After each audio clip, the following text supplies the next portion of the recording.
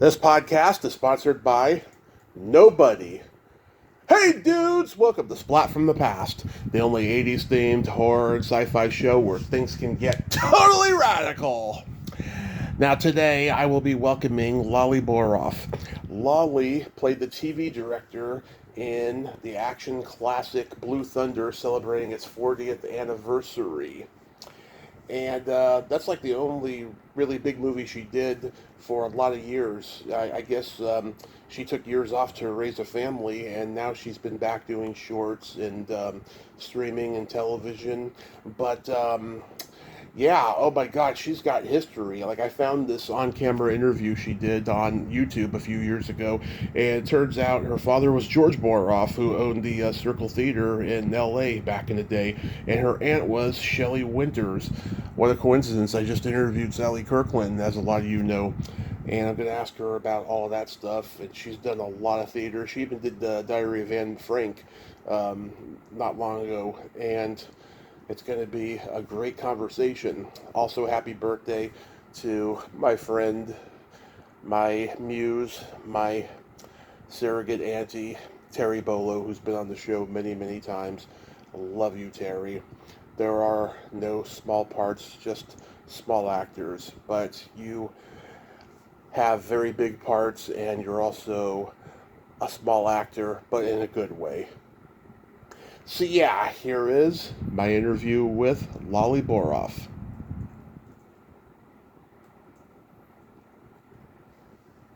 Hey Lolly, welcome to the show. How are you today? I'm great. I'm very excited to be your guest, and I'm looking forward to this new experience for me. Awesome. This is such a great honor. Thank you so much for taking the time today. Of course, thank you for having me. Of course. So, going back in time, I know that your dad was George Boroff, who owned the Circle Theater, and your aunt was Shelley Winters. So, I can imagine you gravitated toward acting early on in your childhood. Yeah, actually, the opposite is true. Coming from that kind of background, it was kind of intimidating and scary. So it took quite a while for me to actually almost whisper that I wanted to be an actor. You know, Yeah. And then when that happened, then I realized what a huge commitment that is, and what a really kind of tough job it is. I didn't get any help or handouts. I really had to prove myself. And the one thing that my family was very helpful with is they made sure that I studied under some great teachers like Lee Strasberg and Milton Castellitz, a lot of wonderful teachers that helped me along the way. Lee's son, Johnny Strasberg, and then I studied at the Strasberg Institute. Milton Castellitz had a master class, so I was one of many students with Tom Selleck, Michelle Pfeiffer, you name it, they were all there. I've interviewed many of Milton Castellitz's students, like Sandra Curry and Lisa Pescia and Marcy Levy, the singer. I mean, they were all in his class. He was a really popular class. Some of them went down that rabbit hole of Scientology, and some of them didn't. Right. A lot of our class was spending getting everyone's autographs. Yeah. Which wasn't part of the training. Yeah. So, relation-wise, how is Shelley your aunt?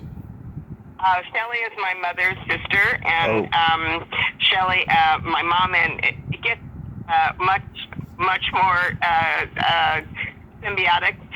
So my mother and Shelley both gave birth 3 days apart.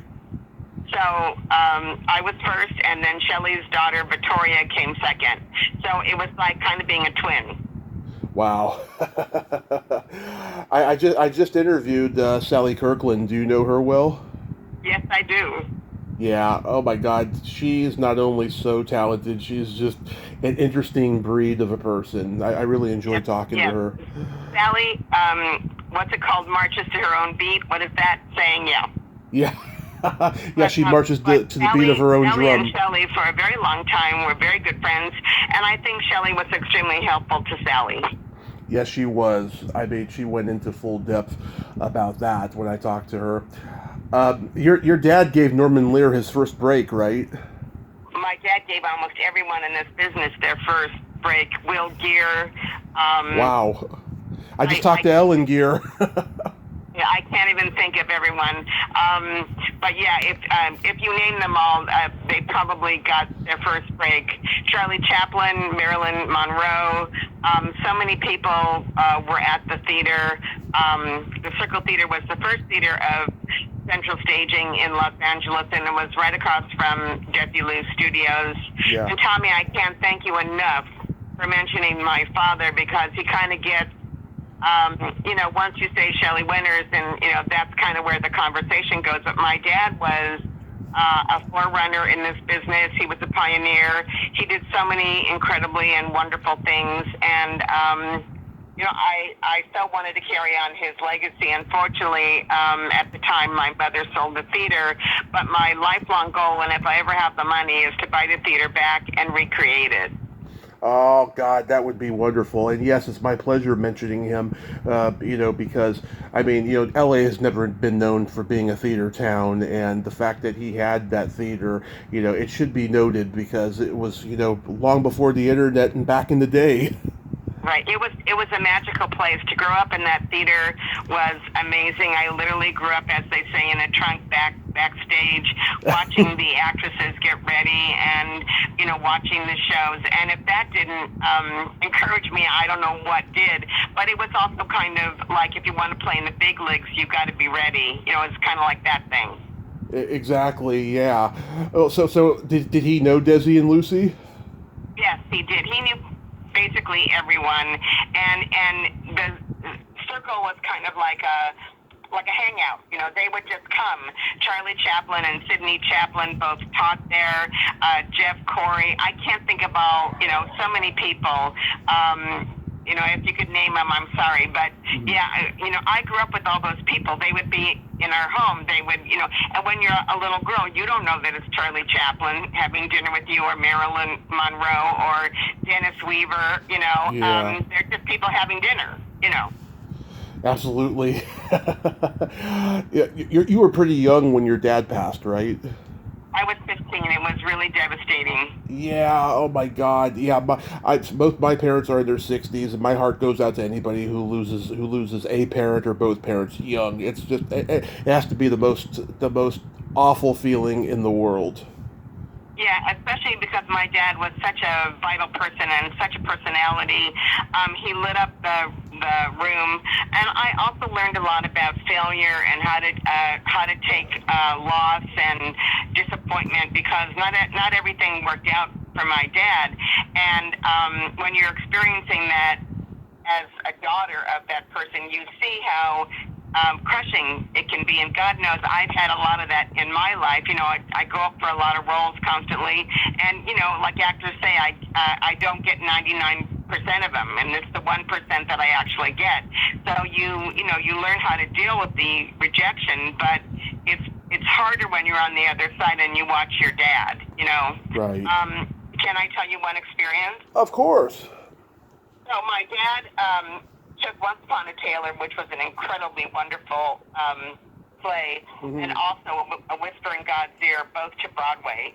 And once they were there on Broadway, and this is for all of us to learn, he had a verbal agreement, and he kind of got screwed over. You said I could swear. And Yeah. those two plays and the people that kind of stole them from my dad, their next play, are you ready, was Fiddler on the Roof. Oh my God. I'm not surprised. Historically, some of the most popular pieces of art has been something stolen from somebody else.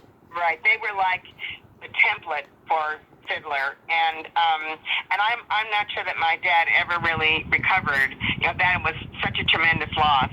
So take it from me. I get contracts signed. I'm currently writing a feature film. I'm very excited about it, and it's copyrighted, and it's and I'm going to have a contract because I've learned about that and how you can get easily screwed over. In fact, I have 3 stories. I don't know if you know this, Tommy, that were that I sold my rights. So stupid me, and they're now being published, and they're on Facebook. Oh, that is wonderful. I'm so happy for you. Yeah. It's crazy, It's just throughout history, yeah. So much great work has been stolen. I've heard, oh my God, toe curling stories about that. It's just Yeah. insane. So did you study that at San Francisco State? Yeah, I wasn't at San Francisco State very long. I spent most of my college at Cal State Los Angeles. Mm-hmm. And at that point in my life, I wanted very much to be a dancer. I'm a trained dancer. I love to dance. It seems like that was a very organic, it just came to me easy, where acting was more of a struggle. But once I realized, really where I wanted to go and who I wanted to be, I started studying with Lee very seriously. I spent about 12 years, if you can believe it, at the Lee Strasberg Institute. Oh yeah, I have friends who went there too. I don't know if you know Diane Robin or Terry Bolo. No, I'm sorry, I don't. It was a long time ago, I'm ashamed to say, but it's true. And Shelley would always say, are you ever going to audition for anything, or are you just going to study? And I was like, well, I'm still learning. There was so much, that I wanted to learn. Yeah. Yeah, I think when I learned how to cry on cue, which I'm famous for, that's when I knew that I could get out there. Yeah. Once you have control of your emotions, and they're like just that, like, what's it called? You snap your fingers and you get an emotion, and I'm able to do that now. But I think that as a young actress, that's when you begin to realize, yeah, I kind of got this down. Yeah, and also too, I think the older you get, the more mature you get, the more vulnerable you get, and it can be a lot easier to do that. I can cry on cue a lot more now than I ever have, because right. the last couple of years has really taught me humility. I'll tell you, during this pandemic. Yeah, and everything else too, I'm sure. Yes, and yeah. So I'm born and raised in San Francisco. So whenever I hear that someone was there at that point in time in the '70s, I always love hearing about it. Did you go hang out at Winterland or any of the rock concerts? No, I wish I had. So this is kind of another funny, kind of crazy story. Mm-hmm. So S.I. Hayakawa, for those who don't remember, he was the what do you call it? He was the dean of he ran that school. And a couple of years before I went, we had other friends who went, and they were very politically active, as I was. I was extremely politically active during high school. And so I wanted to be there when S.I. Hayakawa was still there, and I wanted to participate in all the political activities. And I think the year that I went, he retired.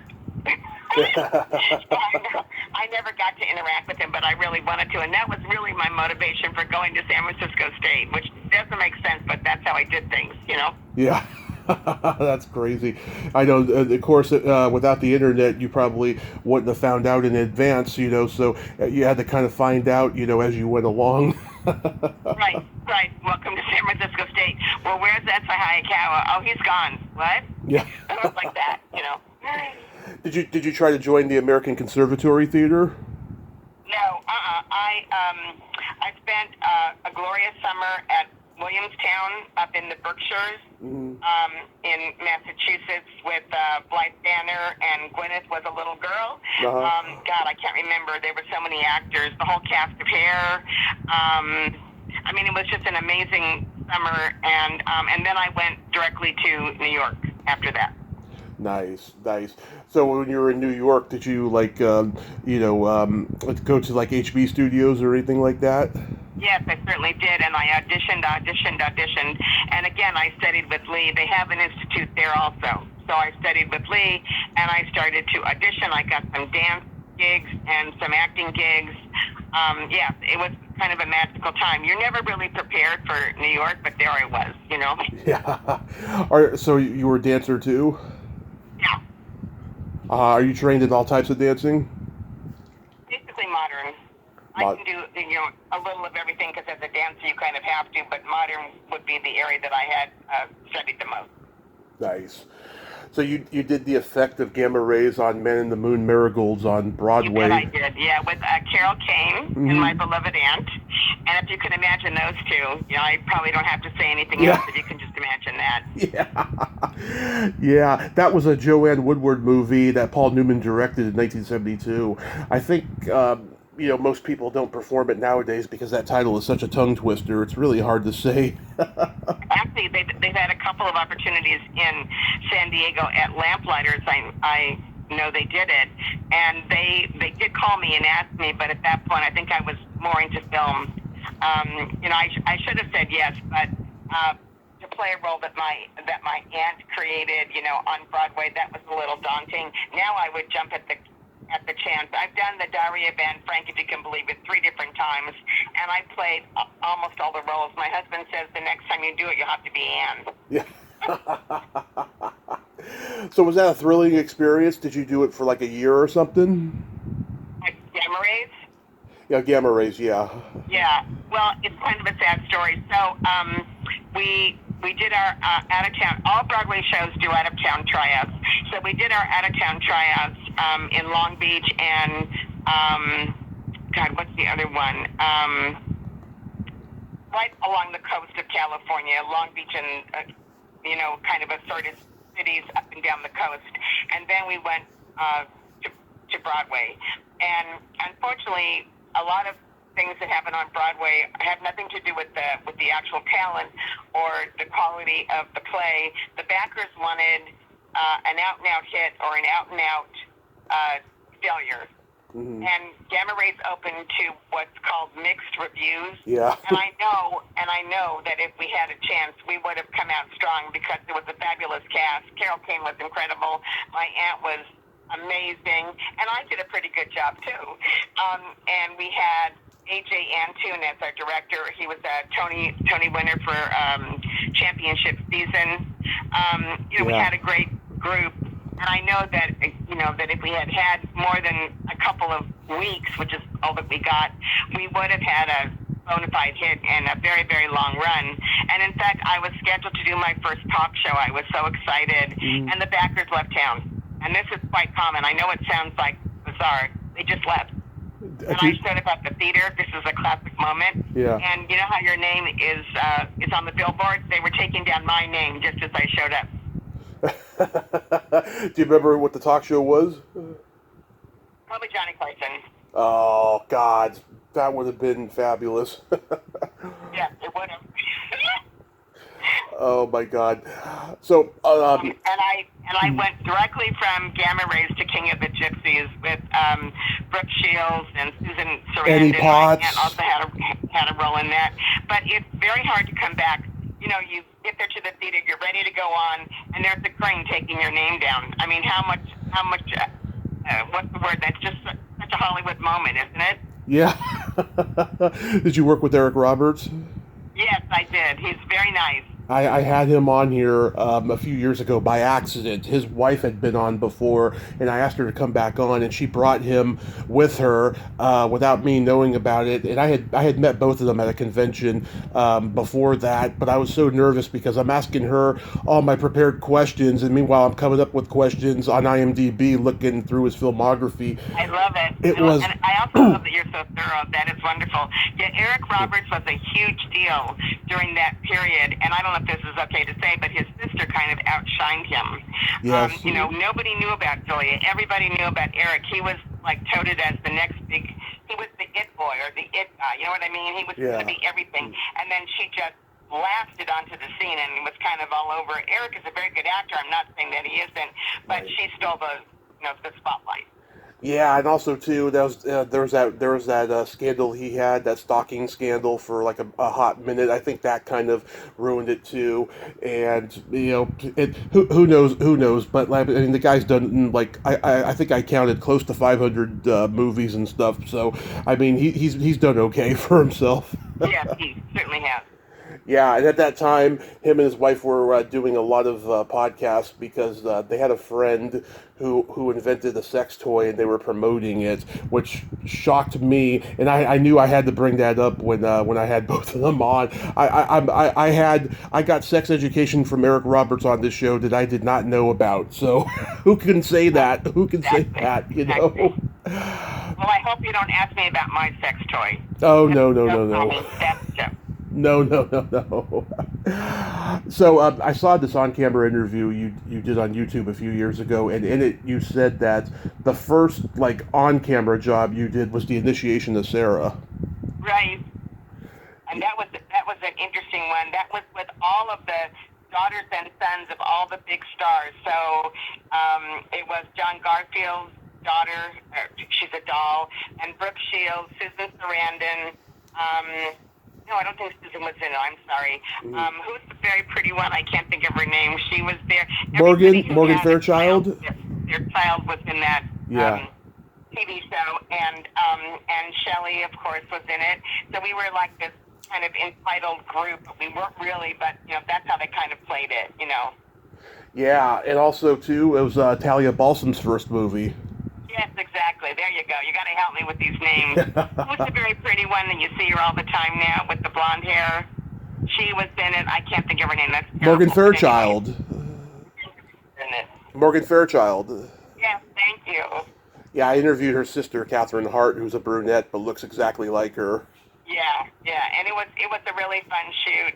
I remember the makeup artist asked me out. I was like flabbergasted. I didn't know what to do. It's like, I'm so nervous. It's like my first gig, and he wants to go on a date. I'm like, I can't talk to you right now. I have to learn lines, Yeah. Oh, that's awesome. So, was Blue Thunder a standard audition for you?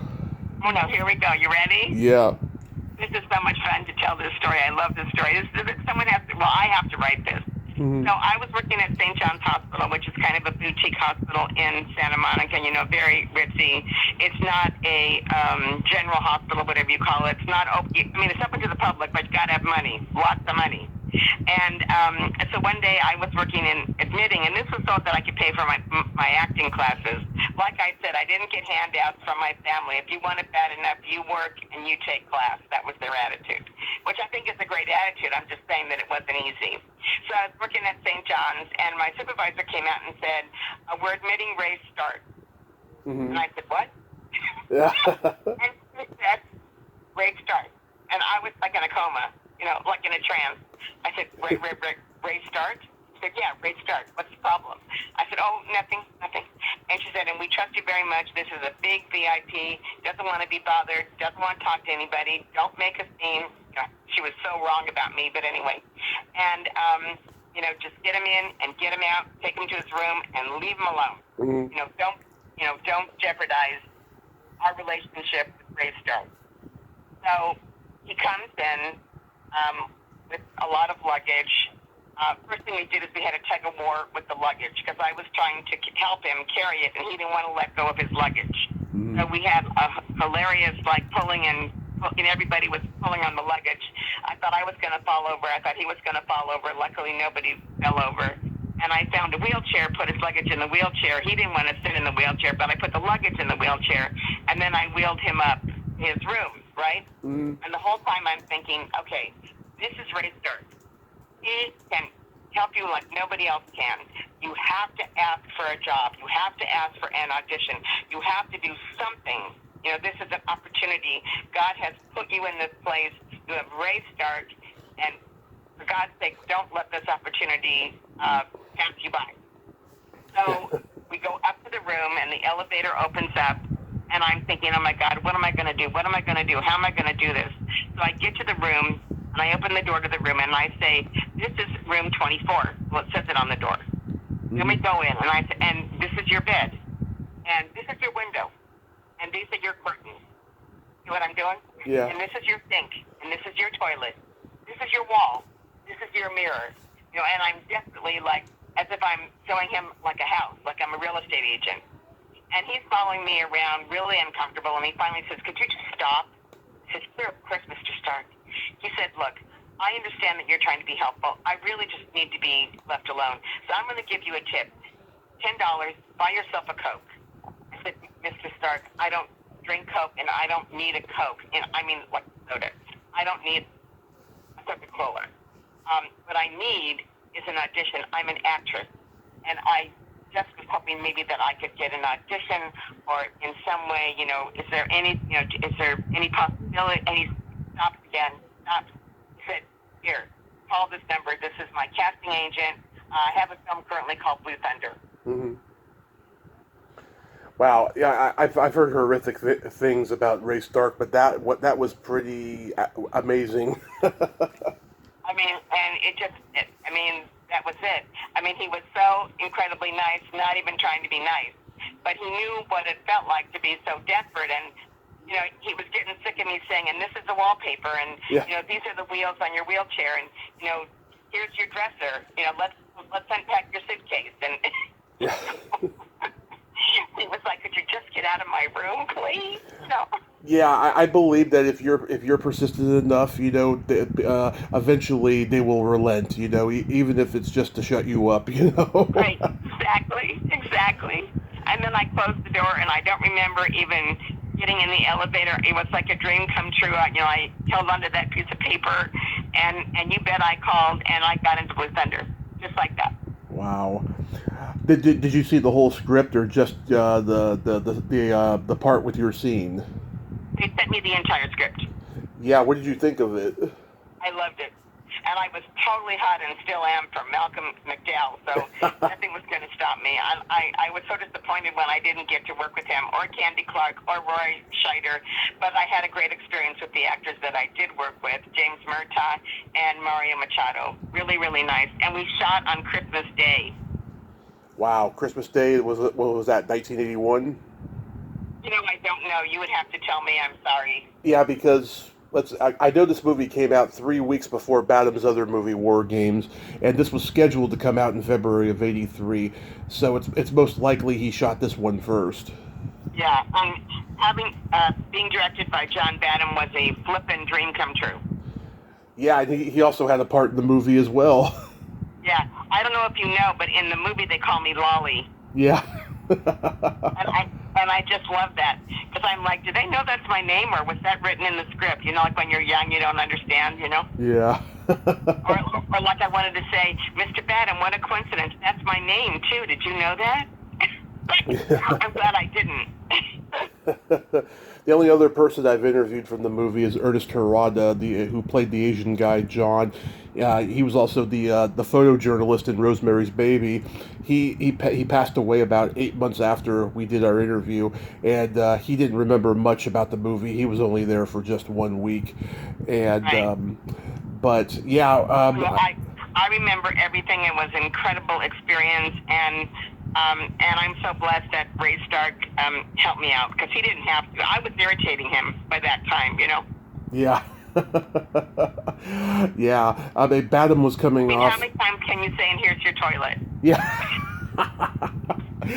Badham was coming off Saturday Night Fever, Dracula, Whose Life Is It Anyway, and Dan O'Bannon had just done Alien, and this movie was like a combination of like Clint Eastwood's movie Firefox that he had just done and what became Top Gun. You know, it's very unique for its time. Exactly. And Candy Clark was on the rise. Roy Scheider was very much established. Nobody could surpass Malcolm McDowell. I remember feeling like the waters part when he walks onto the set. Mm-hmm. We were so blessed to have him. And we can't forget Daniel Stern. He was coming off Breaking Away, and he's not really known for doing serious parts. He's always done comedy. He's wonderful. The saddest thing is that if you see the film, they dedicated, I can't find his name here, but... Warren Oates? Yeah, and yeah. They really took it hard. They really, I mean, he was so loved, so beloved in the industry, yeah. And you see that they dedicated it to him. Oh yeah, he was, based on stories I've heard, he was the life of the after party, and he was just a real kick in the ass. People loved being around Warren Oates. Yeah, I so wish I had gotten it. You know, I was so excited. I didn't care who was there, but later on I said, I so wish that I had, gotten to work with some of the other actors. But it was such a trip that they called me Lolly. Yeah. Yeah, well, that happens often when a character doesn't have a name per se in the script. We're just going to go with whatever her name is. Right. They'll do that really often. Yeah, I know one actor I talked to, I can't remember who, he told me he did this movie. Warren Oates and Dennis Wilson from the Beach Boys happened to be in it, and he got drunk with both of them. Yeah. Oh, yeah. Yeah. Yeah, Malcolm McDowell, I mean, he was coming off of Clockwork Orange and I know. And Time After Time. Huge. Yeah, I think he got so typecast, though, for being kind of a villainous character that he just kept playing villainous characters. Exactly. Yeah, and Badham went right into war games right after this. And funny thing is, this movie came out a week before Return of the Jedi, and that movie made over 300 million at the box office, and this made 42 million, so it didn't do too bad. Right, exactly. I think if that hadn't happened, I think Blue Thunder would have been a bona fide hit. Absolutely, yeah. It was just so well done, Yeah. I mean, those scenes with the helicopters, oh my God, chasing each other. Yeah, and also too, Columbia had another movie out. I think that same week or the week after. It was called Space Hunter: Adventures in the Forbidden Zone, and that movie did okay. It wasn't like through the roof or anything either. Right. But did they let you keep your wardrobe? You bet, because it was my own clothes. Okay. That is so awesome. Did you go to a premiere or a screening? Yes, I did. It was really exciting. So exciting. I mean, I had to push my way through. Who are you? I'm in the movie. Really, I am. Yeah. Do you remember what theater it was? It might have been Grauman's Chinese. Okay. And do you remember what the reaction was? It was a big reaction. Everybody, they loved it. It was, it felt incredible. It's such a suspenseful movie. With the helicopters chasing between the buildings, and the whole thing was just, and Roy Scheider never giving up, and his relationship with Candy Clark. The whole thing was just perfect for me. I just thought it was great. Yeah. And of course, there was a TV spin-off that didn't last with James Ferrantino and Dana Carvey. And I know that Tom Wilson, who played Biff in Back to the Future, he was actually up for Dana Carvey's role. Oh goodness, yeah. And I heard him say on a podcast he read with James Ferrantino, and the chemistry just wasn't there, and him and Dana knew each other from stand up and stuff. But you have no idea how unbelievable it was when you contacted me for Blue Thunder. I'm like, somebody remembers Blue Thunder. It's like, I couldn't believe it. I was very happy, and I'm feel very privileged that but it's like it was a long time ago. Yeah, well, I'm a guy who knows his people. Like when I was a kid watching movies, I would always see this person who only had one line or something, and then when I started the podcast, I want to be the guy who talks to those people just as much as I talk to the leads or whoever else, because. But it was very, very nice. I'm so grateful that you that you called and that you wanted to talk to me, because, like I said, it was a long time ago, but it's an experience that I will never forget. I just cherish all the work that I get, but this was like a miracle between the Ray Stark at the hospital and actually getting to be in. It was like a dream come true, but it happened. Yeah, and also too, whenever I talk to people who only had one or two lines in a movie, often it's always the same story. They were either a production assistant and the actor either got fired that day or dropped out, or they were the boyfriend or girlfriend of the director, actor, producer, or they actually worked in that location and they said, hey, you look like you could say a few lines. Why don't you come do the scene because the other actor's not here? Exactly. But it doesn't happen often that you are working at a hospital where you admit a big big name producer and you pester them enough that they just give you a role. That hardly ever happens. Right, or they auditioned for one of the leads, and even though they didn't get that part, the director felt bad and then just gave them the small part. I've heard lots of interesting stories like that. Right. And not only did I get Blue Thunder, but they followed up and cast me again in Star 80 with yes. Bob. Yeah, when I saw that interview, it was mentioned in the description box, but it wasn't talked about. So what was your experience with Bob Fosse on that? Incredible.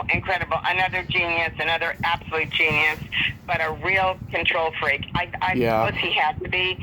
He wanted to control everything, and I worked with Mario Hemingway and a wonderful cast, but Bob Fosse was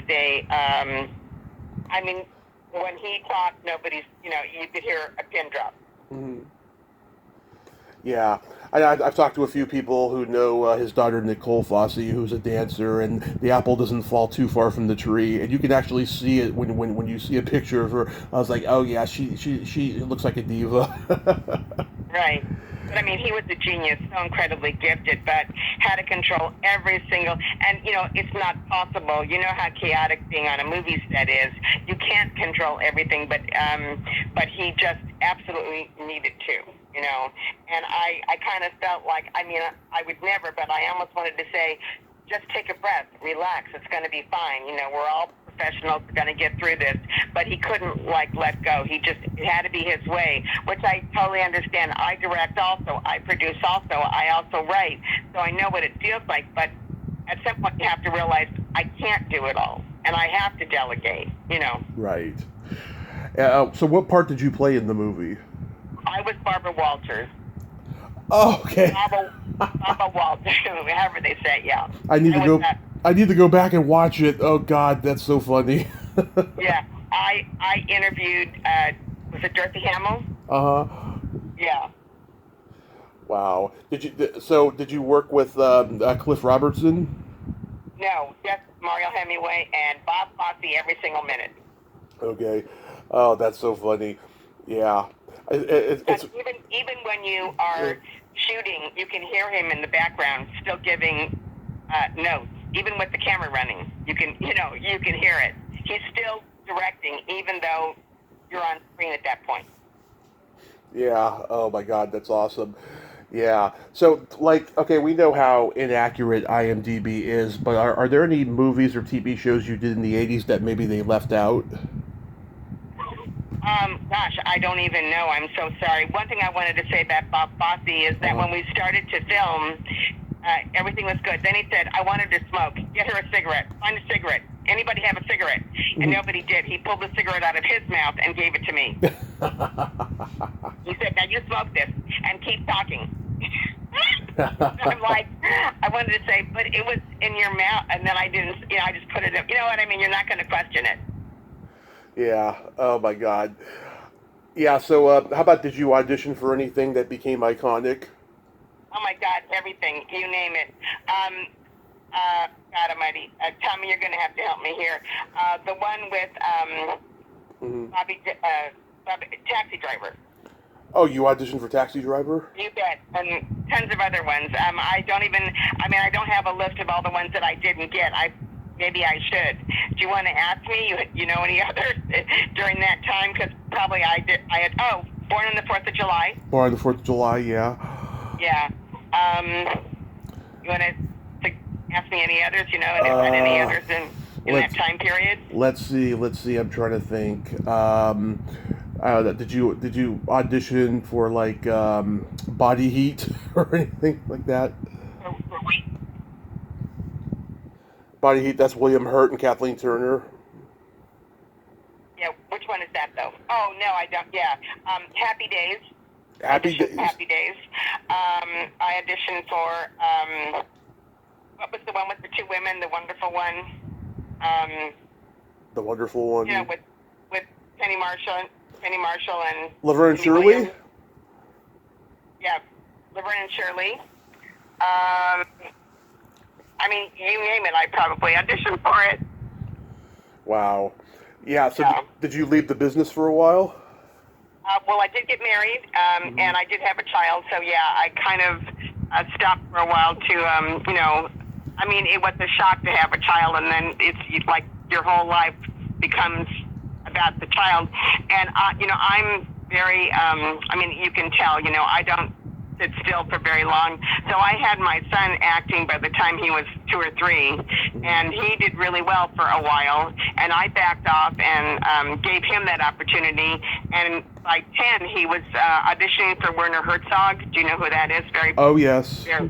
And he had an audition for Werner Herzog, and we were on our way, and he said from the back seat of the car, Mom, I'm not going. And I said, oh, that's funny. I thought you said that you're not going. He said, no, I heard.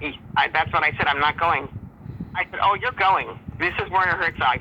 He said, no, I'm not going. He said to me, you want to act, not me. This is your life, not mine. You go for it. I said, Greg, I'm going to put on those basketball shorts, and I'm going to that audition without you. Yeah. Because it was for a basketball thing. But anyway, that was a wake-up call, and I started acting again after that. You've done so much like theater, like post 70s. Like, what stands out for you as like the biggest highlights of your theater career? Well, I did Butterflies Are Free at Lamplighters, and I was an Aubrey nominee for the role of the mother, and it was just an amazing experience. Sometimes everything just clicks, and that was just an incredible experience where it just it was like effortless. I knew all about her. Probably a little bit of Shelley, I would say. I just knew this character, and I got huge laughs, and it was wonderful. Another great experience was The Geese and Me at, the 10th Avenue Theater in San Diego. That was a huge hit, and I got to sing and dance in that, also really fun. I had people coming up to me and saying, "You're a comedy genius," and I'd say, "Oh, that's very nice." And they would stop and say, "No, you're as good as Lucille Ball or Carol Burnett. Actually, you're better." Yeah. I'm like, "Wow, thank you so much," because I am really funny. I can be. I do a lot of improv and stand-up, so the comedy, and with my family, you kind of have to be funny. There's no way around it. Yeah, absolutely. And also, let's see, you did Neil Simon's Chapter 2. That's a good one. Right, which I loved. Yeah, so much fun. Did you get to meet him? No, I did meet Paul Mazursky when we did Gamma Rays. Paul Mazursky wanted to be at the theater every day, and after a while, A.J. Antoon said, "You're no longer coming to rehearsals, because if you didn't say the and but, if you didn't take a breath, where he would stop the rehearsal and you'd have to start again." Yeah. And that, and on Broadway, where you have very limited time to rehearse, that wasn't going to fly with our director, and he had to tell Mr. Mazursky that he was no longer welcome. That didn't go well, I can tell you. Oh, no. I heard he was like a hurricane, Paul Mazursky. Right. Incredibly talented, but, he wanted it his way, and A.J. Antoon was the director. He wanted it his way. And, at some point you have to let go. It's like giving birth to a child. Yeah.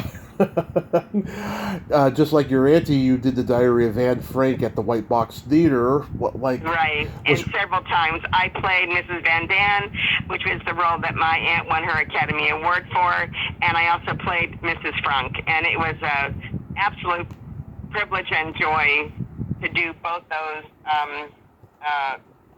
different productions, and it's that play takes it out of you, especially as a Jewish woman. The Nazis come every night. There's no escaping it. That's the hardest part. Yeah. Oh my God. Did she ever get to see you do those performances? No. I so wish that we had. One thing about Shelley, God bless her, and I'm probably the same way. Whenever she would see me perform, after the show, I would come out, I'd give her a big hug. She'd have notes for me, like a page long of notes. Oh, yeah. Yeah, I think Sally told me a similar thing, that she was just very critical because she cared. She was always on. She was there watching every minute of whatever you did. She never, took a break. So I always knew that no matter what she saw, there'd be like a page full of notes. Yeah, I told Sally the story. Shelley was on the Dean Martin roast for Telly Savalas, and she was talking about when they did that Western, Scalp Hunters. Yes. And she said, Telly saved me from being molested. He forgot what hotel I was in. I love it, yeah. Yeah. I love it. And then Sally says, "Oh, Telly was a masher. He tried that with me when I did Kovac a few times." Yeah, I'm sure that it's true too. Yeah. Yeah, that's so awesome. But I mean, you've done all these like streaming shows and all these shorts now. Would you say this has been the most fun of your career in the last decade or so? I've loved every minute. It's the heartbreak and the rejection that is still very hard for me. And having to recover quickly. You know, I dated a wonderful actor named Jimmy Sturdivant. He did the piano with Amy Irving. I don't know if you. Anyway. Oh yeah, Spielberg's ex. Right, and I think Hellbreaker or Hell something. Anyway, it was a scary movie. And he was amazing. He still is amazing, but he was way back then. He was incredibly amazing. And he used to say to me, "You get 10 minutes to feel bad, and then you move on." So I always try to do that, but it's hard when you want something so desperately to just let it go. But you have to, because rejection is going to happen in this business, and it's just part of it. And you got to get over it quick and move on. Yeah. I mean, so I would say that I've loved every minute, and I never want to do anything else. And I'm blessed to be an actress. I'm also, you know, going into writing and producing and directing. I won for Best Director for They're Gonna Kill Gertie, and that was an incredible experience. And that kind of told me, hey, you can direct too, you know, because that was always like what my dad did. But then I won for Best Director, and then I knew that I could direct. And I'm a very good director. I think most actresses or actors are good directors because we come at it from the actor's point of view. We know what it's like. Exactly. You know, I did A Long Way to Midnight at the Lyceum here in San Diego. Oh yeah, some of the best directors have been actors, you know. Yeah. And they really understand, you know, and you know, some guys like Roger Corman, like he was told early on that he didn't communicate with actors well, so he took an acting class so he would learn how to do that, and that's where he met Jack Nicholson and Harry Dean Stanton, and he casted them in his movies. Yeah, exactly. It's like you have to walk a mile in my shoes before you can relate, you know. So I think that best directors were at one point actors. We all started wanting to be in the business as actors, and then we learned, you know, directing's pretty cool. It's pretty fun, you know. Yeah.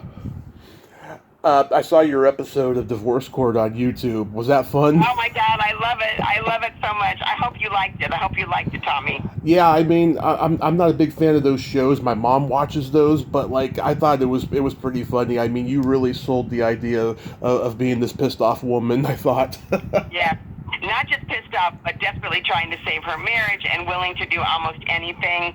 You know, like supposedly my line about swinging from the chandelier, where I literally thought that's what he meant. He wanted us to swing from the chandelier, and I was cooking chicken, remember? And I said, how can I cook chicken on the chandelier? And when I say that I wear my Dr. Scholl's and all that. Yeah. Oh my God! About a year and a half ago, this enemy of mine was on the People's Court, and he lost his case. And everybody I knew that knew him had a field day that he had to pay $20,000 by the time it was over. Yeah. It was beautiful. Yeah. I was curious. How did you meet our mutual friend Tanya Todd? You know, I'm so sorry. I don't know. I mean, I know who Tanya is, but we probably worked together, I'm assuming. But yeah, I don't. That's awful. I don't have a real clear memory. You know, I meet so many people, and I know that I know Tanya, but I don't remember exactly how we met. Does she know? Did you ask her? I haven't had a chance to talk to her yet about it. No, but she is wonderful. I've heard such wonderful things about her, and I follow her on Facebook. Yes. Another podcaster I know interviewed her, and you know, I've only seen maybe one thing she's done, something that she sent me, this really great short she did and stuff. But what made me want to reach out to her for an interview was she mentioned in like literally the last minute of the interview, because the whole interview was about horror and the horror stuff she's done. In the last minute, she had mentioned that she had a sex podcast, and so that was my incentive to reach out to her. And yes, of course. We had a blast. Yeah, does not surprise me, Tommy. We had a blast. We laughed a lot. It was great. And one of her friends who writes erotica books came on here recently and stuff. Yeah, she's just a very good, supportive person. Yeah, I can tell, and I know that I know her. I'm so terribly sorry that I can't remember exactly. I'm sure that I worked with her. Yes, I mean, she lives in Las Vegas primarily, but she goes out to California sometimes and wherever else. Now I did in Vegas, I did, oh my God, the principals, God almighty, what is it? I have it here. Hold on. It's terrible that I can't remember things. What did I do in Vegas? Oh, dear. I'm so sorry to keep you. It's okay. Well, it's not even on my resume. That's terrible. Yeah, but we did a wonderful film in Vegas. Something the principal's best friend or the principal's, I don't know what it was. Lisa Sabby was my director, and Ronald Beeks, he's a very well-known actor. He played the principal, and I played his loyal secretary. The principal's Bad Day. Okay. And that was shot in Vegas, and that was a wonderful experience. Okay, that's probably where you met her then. Yeah, I could have, yeah, for sure. So do you have any upcoming projects that you'd like to mention? Yeah, I certainly do. But one thing that I wanted to say, I also was the lead in I Didn't Know I Was Pregnant, and that series is still on TLC. And then I did the Super Bowl commercial for Harrah's Funner, California. And you can see me do a cat hiss, which I'm going to do right now. And that's on the commercial. That was a Super Bowl commercial. That was a real honor. Yeah, there's just so much that I didn't tell you, but I did We Go Not Gently with Neil Halford, who did so many sci-fi, and that's still to come out. I'm currently working on a feature film called Hattie's Place, and I'm writing it. I'm also in it. Nice. And that should be, we start production sometime around November, December. Nice. I hope that goes and well for you. I'm also in a film that I'll be starting production on soon called Clean My Plate. Nice. Yeah, I hope this writer's strike gets resolved pretty soon, and that the productions will go smoother. Well, it's actually worse. I think SAG is going to strike. Yeah, I definitely think so. That's really going to be. That's going to be an experience, because when two very powerful unions strike and band together, it gives them a lot more power. But I hear that the producers are up for it. Yeah, that's what I saw when I was looking at social media earlier today. I was like, oh my God, this is... I've seen strikes happen before, but none like this. I mean, I thought the 88 strike was bad, because in 88, all the productions had to go to Canada or Georgia or wherever. Exactly, yeah. Joe Dante filmed The Burbs in L.A. right in the middle of that strike, and it was insane wherever they went. So, with the picket lines, you mean? With the picket lines? The picket lines, yes. Yeah, because you can't cross. I mean, you can, but it's over if you do, Exactly. So we got to play by secret silly game real quick. This is a series of silly slumber party questions. No win or lose. It's just pure fun. And how the game works is I ask you the question, you answer it, and then you ask me that exact same question and I answer it. And feel free to comment on the answers, because they might be funny. Oh, good. I love it. Let's go. Okay. Lolly, are you ticklish? Yes, I'm certainly ticklish. Are you ticklish? I am very ticklish. If you tickle me without warning, though, I might hit you in the groin. Thank you very much. Yeah, I might give you the same reaction. If you get too handsy, I'm going to let you know. Yeah. Is your belly button in it? At my age, I would probably cherish it. It would be a compliment. Yeah. Is your belly button an innie or an outie? It's an innie. I've always been grateful, because when I was pregnant, it didn't pop out like some women's do. I don't mean to be negative, but I didn't. I preferred it. It just stayed in the whole time. I was very lucky. Is your belly button an innie or an outie? It's also an innie. What color are your toenails painted? They're not. I wish they were, but they're not. And you know what? Seals have toenails. Were you aware of that? And they actually get pedicures. Okay, what color are your toenails? I'd never heard that before. That's cool. They are light purple, lavender light. I'm very jealous. I'm very, very jealous. I'm going to come over and you're going to do mine, right? I would too, and I have, with a lot of my girlfriends and stuff. What would you say is your best personality trait? My perseverance. Oh my God, my perseverance. I never give up. I try and try and try and try and try, and then I try again.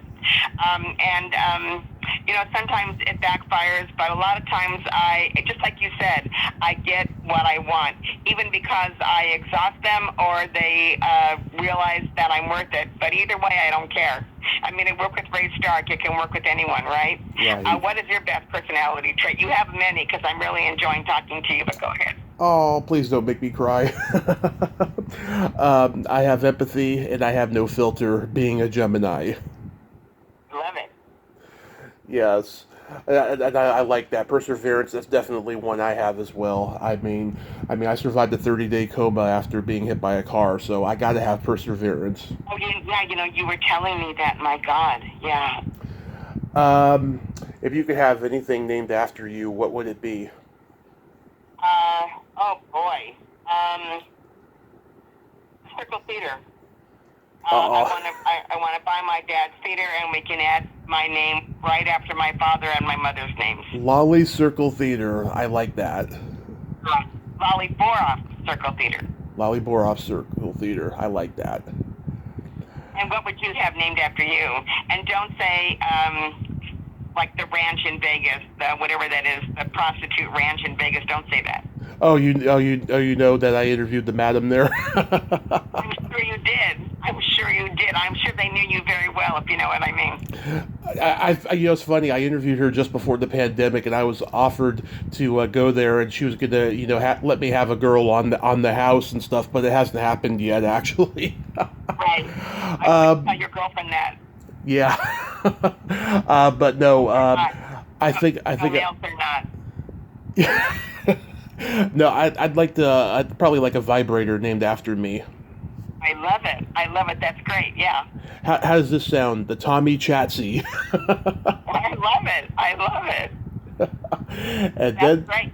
That's great. Yep. Yeah. You should go on Shark Tank. On what?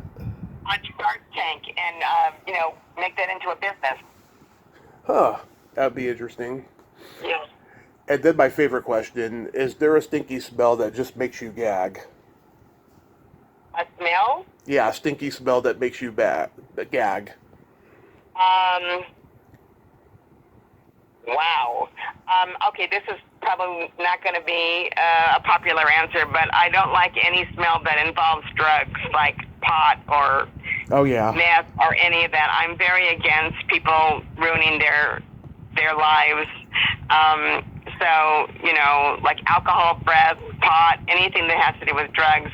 I pray for everyone that isn't clean and sober, and I worry about everyone who's still using. And I think you know what I'm talking about. And, our lives are precious and beautiful just the way that they are. You don't need to enhance it. It's good enough the way that it is. Yeah. How about you? What is your worst stinky smell? Either farts or feet. I love it. Yeah, actually, I experimented with a crystal meth weekend one time when I was in my 20s, and oh my God, okay, I don't regret doing it. I just didn't like the way I felt the next day, and that was enough to make me never do it again. Exactly. That was my experience with drugs, because I did dabble. I was horrible. Like, I failed Drug Addict 101. I would go to these ritzy Hollywood parties, and they'd have pot or they'd have Coke, and then I was always asked to leave because I couldn't maintain. I was never cool, Yeah. I was one of those wow and all that, and eventually they would ask me to leave because I couldn't maintain. Yeah, it's also hard too when you're not a follower, which is what I'm not.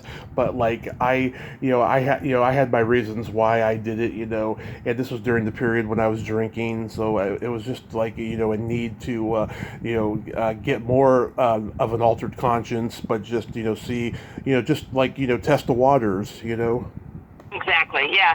I mean, we all go through that phase. It's stopping the phase and moving on. That's the important part. I'll give everyone, it's okay to have that period in your life and then realize that you want more out of life than just that. Exactly. Lolly, I've done this with a lot of first-timers, but you were fabulous. Thank you so much for coming on today. You know, I knew that it was going to be great, and thank you so much. I cannot believe that you remembered Blue Thunder, and I think that it's a testimony to the film that it made an impact, because it certainly did on me. And I just want to thank Ray Stark, wherever he is, again for the opportunity. Absolutely, and I'll tell you this: I was born 3.5 weeks after Blue Thunder came out, but when I was okay, now that's enough, really. When I was like in junior high in the '90s, that movie was on all the time. Now you're aging me. Here we go. By the way, did you know that Ray Stark was married to Fanny Bryce's daughter, Frances? No, I didn't know that. Yeah, that's why he did Funny Girl. Interesting. Yeah. It was an homage to his mother-in-law. Isn't that cool? It is cool. Yeah. Well, no matter when you were born or how much younger you are than me, ouch, I'm so glad that you enjoyed the movie and that you thought of me. It was an honor to be on your podcast, and let me know if you want me again or if I can help in any way. Absolutely, I would love that. You enjoy the rest of your summer, be safe out there, and keep rocking those projects even in this crazy time that we're in. Thank you very much. I'm going to keep you posted on what's next for me. Awesome. I look forward to it. Thank you again. My pleasure. Okay. Bye-bye. Well, there you have it. Lolly Boroff, ain't she a sweetheart? What a great lady, huh? Just a great personality, very approachable. I love talking to her. I'm so glad that we had this conversation today, and she was fantastic for a first-time podcast guest. Well, until next time, this is Tommy Throwback Kovac saying there's no shame in living in the past, because the present sucks. Later, dudes.